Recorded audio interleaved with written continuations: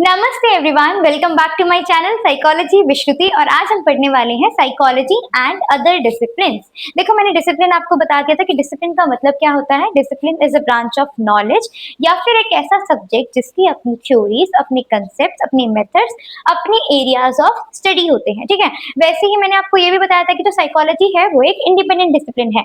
आज हम पढ़ेंगे साइकोलॉजी एंड अदर डिसिप्लिन, यानी कि जो साइकोलॉजी है वो दूसरे डिसिप्लिन के साथ कैसे रिलेट करता है। ठीक है, देखो हमें पता है कि जो ह्यूमंस है, ठीक है, ह्यूमंस आर वेरी कम्प्लेक्स। ठीक है, यानी कि वो मतलब उनके बिहेवियर को समझने के लिए ना हमें काफी सारे अलग अलग सब्जेक्ट्स की, अलग अलग डिसिप्लिन की जरूरत होती है। और जो अलग अलग डिसिप्लिन है उनमें हम साइकोलॉजी को कैसे रिलेट कर सकते हैं। साइकोलॉजी को इंटरडिसिप्लिनरी अप्रोच भी कहा गया है। अब देखो, इंटरडिसिप्लिनरी अप्रोच का मीनिंग क्या होता है। जब अलग अलग सब्जेक्ट्स, यानी कि जब different subjects work together to identify, to discuss one same problem. ठीक है, यानी कि जब अलग अलग सब्जेक्ट्स किसी एक पर्टिकुलर प्रॉब्लम पे वर्क करते हैं, ठीक है, तो उसको क्या कहते हैं, इंटरडिसिप्लिनरी अप्रोच। ठीक है, सबसे पहले हम पढ़ने वाले हैं साइकोलॉजी एंड फिलोसफी। ठीक है, देखो हमें ये बहुत पहले से पता है, हम कितने ही पार्ट्स में ये पढ़ चुके हैं, इवोल्यूशन में भी पढ़ा था, ब्रांचेस में भी पढ़ा था। ठीक है, फिलोसफी के बारे में कि जो साइकोलॉजी है वो पहले फिलोसफी के अंडर स्टडी की जाती थी। तो ऐसे ही इस पार्ट में भी आपको यही लिखना है, यही समझना है कि जो साइकोलॉजी है वो पहले फिलोसफी के अंडर स्टडी की जाती थी। जो फिलोसफर्स थे उनका पहले मेन कंसर्न क्या हुआ करता था कि माइंड, मोटिवेशन और इमोशन से ही रिलेटेड उनके कंसर्न हुआ करते, उनके एरिया ऑफ कंसर्न यही थे। ठीक है, तो उसके बाद मैंने आपको बताया था कि 1879 में विल्हम वुड ने क्या किया था, फर्स्ट साइकोलॉजी लैब एस्टैब्लिश किया था, एक्सपेरिमेंटल साइकोलॉजी फिर वहां से इमर्ज हुई थी।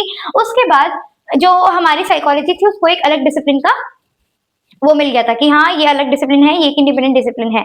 लेकिन उससे पहले तो साइकोलॉजी जो है वो फिलोसफी के अंडर स्टडी की जाती थी ना, तो आपको इसमें बस यही लिख के आना है। ठीक है, बाकी I provide the short notes on community post. ठीक है, वहां से आप अपने नोट्स देख सकते हैं और वहां से आप रिवाइज कर सकते हैं। फिलोसफी है वो क्वेश्चन आस्क करती है, वो क्वेश्चंस पुट अप करती है। और जो साइकोलॉजी है, psychology believes in scientific evidence. ठीक है, तो साइकोलॉजी क्या करती है, वो टेस्टिंग करती है, वो साइंटिफिकली टेस्ट करती है उन क्वेश्चंस को। ठीक है, तो यानी कि दोनों का रिलेशन हुआ आपस में, साइकोलॉजी और फिलोसफी ऐसे एक दूसरे से रिलेट करती हैं। Now let's look at our next discipline which is medicine. ठीक है, अब आप मुझे ये बताओ कि क्या हमारी बॉडी का हेल्दी होना इज इनफ फॉर अस? नहीं, a healthy body also needs a healthy mind. ठीक है, यानी कि एक हेल्दी बॉडी होने के साथ साथ हमारा माइंड भी हेल्दी होना काफी जरूरी है। आजकल बहुत सारे हॉस्पिटल्स में भी साइकोलॉजिस्ट को एम्प्लॉय किया गया है, साइकोलॉजिस्ट को रखा गया है।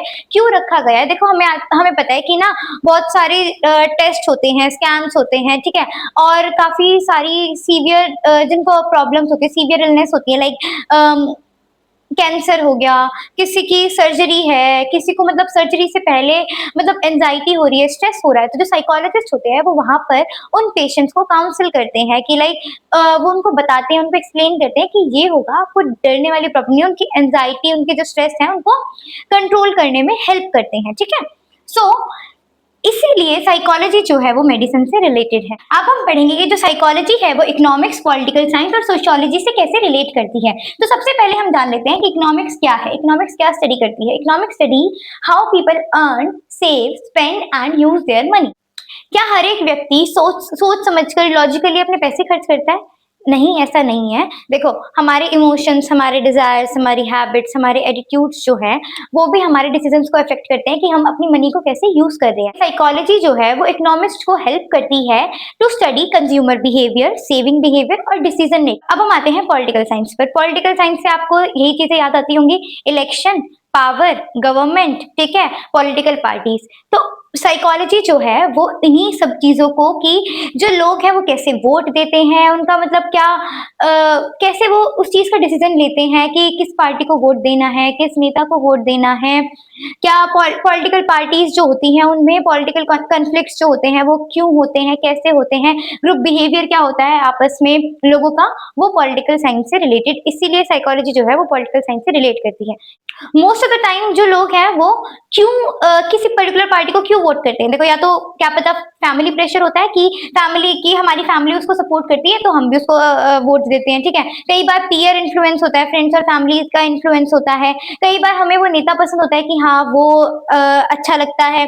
तो और कई बार क्या होता है कि ना एडवर्टाइजमेंट और स्पीचेस इतनी अच्छी लगती है, इतनी प्रभावित कर देती है हमको कि हम उस पर्टिकुलर पार्टी को, पर्टिकुलर नेता को वोट करने के लिए रेडी हो जाते हैं कि हाँ भाई हम तो इसी को वोट देंगे। ठीक है, तो सोशियोलॉजी नाम से पता चल रहा है, सोशो कल्चरल कॉन्टेक्स्ट। ठीक है, सोशियोलॉजी यानी कि देखो नाम से पता चल रहा है सोसाइटी रिलेटेड, ठीक है।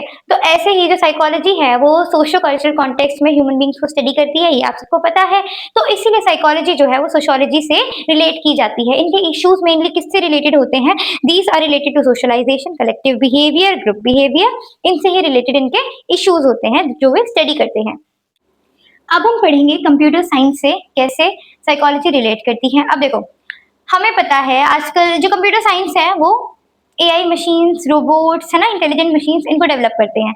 साइकोलॉजी जो है ह्यूमन थिंकिंग और लर्निंग को स्टडी करता है, ठीक है। तो अब आप ये देखो कि जो साइंटिस्ट है वो, हमें ये भी पता है कि जो साइंटिस्ट हैं वो कंप्यूटर्स को ह्यूमन ब्रेन की तरह वर्क करने वाला मतलब ऐसे रोबोट्स बना रहे हैं। फील्ड को हम कहते हैं कॉग्निटिव साइंस। इसी को हम क्या कहते हैं? Cognitive science. For example we can take जो वॉइस असिस्टेंट्स है, जैसे कि सीरी है, चैट जीपीटी है, कहते हैं ना hey Siri call dash dash dash person, ठीक है। चैट जीपीटी से कुछ भी पूछते हैं तो वो फटाफट हमें आंसर दे देता है, कुछ भी कहीं का भी होगा वो हमें आंसर दे देगा, है ना। तो यही क्या है कि वो कैसे डेवलप हो रहे हैं, क्यों, कैसे, मतलब वैसे क्यों बन रहे हैं। देखो जो रिसर्चर्स हैं वो कहीं ना कहीं तो ह्यूमन थिंकिंग को स्टडी कर रहे हैं ना, ह्यूमन थिंकिंग प्रोसेस को, कि मतलब कैसे ह्यूमंस थिंक करते हैं, तब जाके वो कंप्यूटर्स में वो चीज डाल पा रहे हैं, वो चीज फिट कर पा रहे हैं, है ना। तो ऐसे ही साइकोलॉजी जो है वो कंप्यूटर साइंस से रिलेट करती है। Now will study law and criminology, ठीक है। लॉ एंड क्रिमिनोलॉजी कैसे साइकोलॉजी से रिलेट करती है? क्रिमिनल्स जो होते हैं उन्होंने ऐसा पर्टिकुलर मर्डर या फिर जो क्राइम है वो क्यों कंडक्ट किया, क्यों ऐसा उन्होंने बिहेव किया, why did they behave like it, उन्होंने क्यों किसी का मर्डर किया, उन्होंने क्यों वो ऐसा वायलेंट एग्रेसिव बिहेवियर शो किया, ये क्रिमिनोलॉजी और लॉ में स्टडी किया जाता है। इसीलिए जो साइकोलॉजी है वो लॉ और क्रिमिनोलॉजी से रिलेट करती है। Now we will study mass communication. Mass communication includes television, radio, mobile phones, tablets, PC, newspapers etcetera and etcetera, ठीक है। जो भी मतलब हमें काफी सारी information at a particular time हमें दे दे, ठीक है, वो क्या है? मास कम्युनिकेशन, ठीक है। कि तो अब हमें ये पता है कि मास कम्युनिकेशन जो है यानी कि जो टेलीविजन है, रेडियोस हैं, मोबाइल फोन्स हैं, ये हम इनमें कुछ भी चीजें देखते हैं तो वो ऑफ कोर्स हमारी जो मेंटल थिंकिंग है, हमारी जो थिंकिंग पावर है, हमारी जो बिहेवियर है उसको इन्फ्लुएंस करते हैं, है ना। For example we can take कि अगर हम कोई मोटिवेशनल वीडियो देखते हैं, अभी मैं आपको मोटिवेट करने लग जाऊं, आप ये वीडियो देख रहे हो, मैं आपको मोटिवेट करने लग जाऊं, आप ऑफकोर्स मोटिवेट हो जाओगे, या कुछ टाइम के लिए आपको ये हो जाएगा कि यार ऐसे ही पढ़ना है, ऐसे ही पढ़ना है, ठीक है। तो वो चीज होती है ना कि हम कोई भी मोटिवेशनल वीडियो देखते हैं तो हम उधर से मोटिवेशन फील करते हैं, ठीक है। लेकिन अगर हम कोई वायलेंट, कोई एग्रेसिव मूवी देख रहे हैं तो हमारे भी माइंड में वही थॉट्स आएंगे कि ऐसे होना चाहिए, वैसे होना चाहिए, हाँ कोई मुझसे लड़ने आएगा ना तो मैं भी उसको ऐसे पंच करूंगा, मैं भी उसको ऐसे मतलब मारूंगा उसको, ठीक है। तो ये चीजें होती हैं कि जो मास कम्युनिकेशन है यानी कि जो हमारे, जहां से हमें काफी सारी मतलब चीजें देखने को मिलती है, लाइक फोन है, टेलीविजन से आजकल हर एक के पास है, ठीक है। छोटे छोटे बच्चों के पास भी फोन है, उनका मतलब जो कंसंट्रेशन पावर है, उनकी जो अटेंशन पावर है वो भी कम, उनका जो अटेंशन स्पैन है वो भी कम होता जा रहा है। क्यों? क्योंकि बहुत टाइम मतलब इतनी जल्दी उनको बहुत ही कम एज में उनको फोन और टेलीविजन का मतलब वो एक्सपोजर मिल जाता है कि फोन मिल गया, मम्मी काम कर रही है तो उनको फोन मिल गया, काम मतलब फोन मिल गया, टीवी मिल गया, टीवी में कार्टून चला देते हैं। आजकल कार्टून्स में भी कुछ ना कुछ मतलब ऐसा शो कर देते हैं कि जो ठीक नहीं होता है बच्चों के लिए, है ना। तो वो क्या है, वो उनके बिहेवियर, उनकी थिंकिंग को इफेक्ट करते हैं। तो यही इसीलिए मास कम्युनिकेशन जो है वो साइकोलॉजी से रिलेट किया जाता है। Now we will study music and fine arts, ठीक है। अब म्यूजिक और फाइन आर्ट्स का साइकोलॉजी से कैसे रिलेशन है जैसा ये जो दोनों पर्टिकुलर फील्ड है ना, ये आपस में काफी बार टकरा चुकी हैं। टकराना मीन्स मतलब इमर्ज कर चुकी हैं, ठीक है। तो चलो अब हम पढ़ेंगे म्यूजिक एंड फाइन आर्ट्स, ठीक है। देखो हमें ये पता है कि मान लो आप कभी कभार उदास फील करते हो, यू फील सैड, तो आपका मन करता है ना कि यार म्यूजिक सुन लेता हूँ।